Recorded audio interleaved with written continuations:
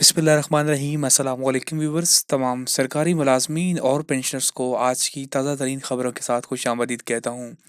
ایک تشویشناک خبر اور دو اچھی خبریں ہیں۔ سب سے پہلے ہم بات کریں گے تشویشناک خبر کے حوالے سے۔ آپ کو پتہ ہے کہ ڈیلی ویجز ملازمین کو مستقل کرنے کے حوالے سے ایک کمیٹی بنائی گئی تھی، یا اس کو سفارشات پیش کرنے کے لیے ایک کمیٹی بنائی گئی تھی جو کہ مندو خیل کمیٹی کے نام سے مشہور تھی، ایک پارلیمانی کمیٹی تھی۔ اس کمیٹی نے جو ڈیلی ویجز کے ملازمین ہیں ان کو ریگولائز کرنے کا کہا تھا، اور بہت سارے ملازمین ریگولائز بھی ہو چکے تھے، لیکن اب عدالت کا فیصلہ آ چکا ہے کہ جی ڈیلی ویجز ملازمین کو مستقل نہ کرنے کا فیصلہ برقرار ہے۔ پارلیمانی کمیٹی جو بنائی گئی تھی اس کو ملازمین کی بحالی مستقلی کا اختیار نہیں تھا، یہ انتظامی اختیارات میں مداخلت ہے۔ جسٹس ارباب تحت جو پہلا فیصلہ تھا برقرار رکھا گیا ہے کہ ڈیلی ویجز جو ملازمین ہیں ان کو مستقل نہیں کیا جائے گا۔ اس حوالے سے تفصیل کچھ یوں ہے کہ عدالت کی جانب سے جاری تحریری فیصلے میں کہا گیا کہ قومی اسمبلی کی خصوصی کمیٹی کی کارروائی کا دائرہ محض ایڈوائزری نوعیت کا تھا اور اس کی رپورٹ قومی اسمبلی میں پیش کیے جانے تک محدود تھی۔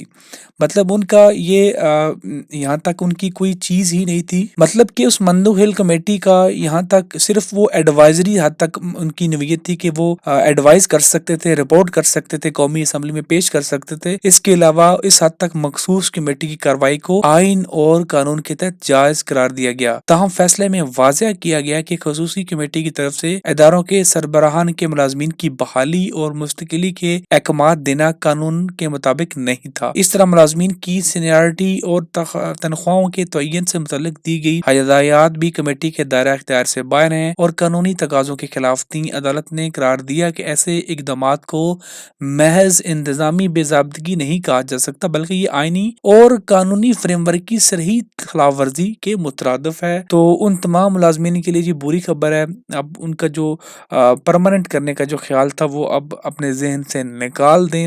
عدالت نے اپنا پہلا فیصلہ برقرار رکھا ہے۔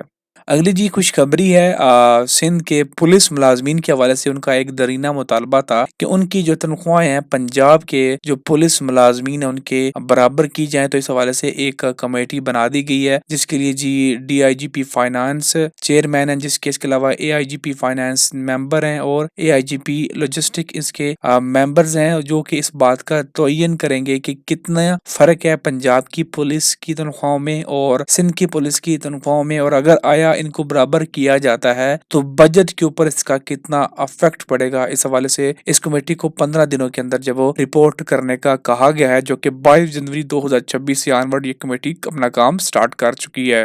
اگلی خبر ہے جی بجٹ کے حوالے سے ملازمین کی تنخواہوں میں اضافہ متوقع ہے۔ وزیر اعظم کے معاون خصوصی نے عوام کو خوشخبری سنا دی۔ وزیر اعظم کے معاون خصوصی ہارون اختر نے عوام کے لیے مثبت پیش رفت کا اعلان کرتے ہوئے کہا ہے کہ حکومت توانائی کے نرخوں میں کمی کے ساتھ ساتھ تنخواہوں میں اضافے پر بھی کام کر رہی ہے۔ اس حوالے سے کافی ساری جو نیوز پیپر کے اندر بھی اس خبر کو شائع کیا ہے کہ آئندہ بجٹ میں تنخواہ دار اور تنخواہ داروں صنعتوں کو ریلیف دینے کی تیاریاں آئی ایم ایف کو بھی منایا جائے گا۔ ڈیفینیٹلی اس کے لیے آئی ایم ایف کو جب کور کرنا لازمی ہے، اس کے بعد ہی یہ ساری سہولیات جب وہ عام عوام تک پہنچائی جا سکتی ہیں۔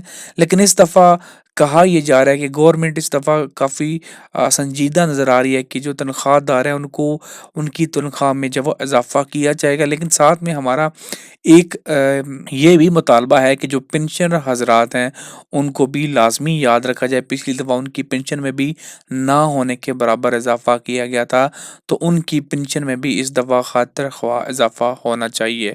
آج کے لیے بس اتنا ہی۔ مزید ویڈیوز اور خبروں کے لیے چینل کو سبسکرائب کرنا مت بھولیے گا۔ شکریہ۔